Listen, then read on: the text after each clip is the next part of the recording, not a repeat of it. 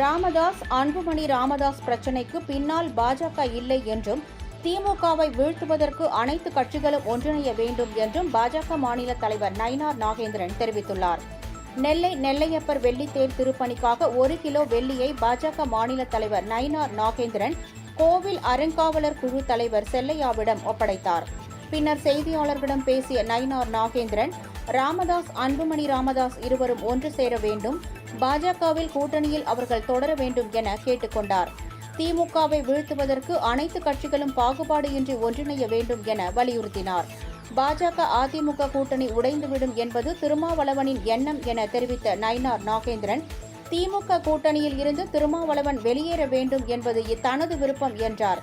2026 சட்டமன்ற தேர்தலில் கூட்டணியை நம்பி மட்டுமே முதலமைச்சர் களத்தில் இருப்பதாகவும், தேர்தல் வாக்குறுதியில் அறிவித்த பெரும்பாலான திட்டங்களை முதலமைச்சர் நிறைவேற்றவில்லை என குற்றம் சாட்டினார்.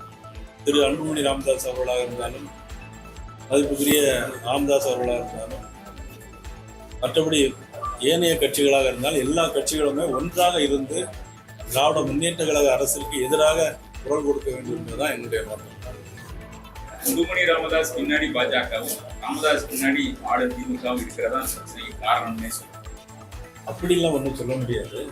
நாங்கள் யார் முன்னாலையும் கூட்டணிக்கு அடுத்த வரக்கூடிய கூட்டணியில் அவர் அன்புமணி ராமதாஸ் ஏற்கனவே பாராளுமன்றத்தில் எங்களோட கூட்டணி இருக்கிறாங்க. தொடர்ந்து அவர் கூட்டணியில் வர வேண்டும் என்பதுதான் எங்களுடைய விருப்பமே தவிர யாருடைய பின்னணியில் இருந்து இயக்குவதாக இருந்து சொன்னால் அது சரியான கருத்து.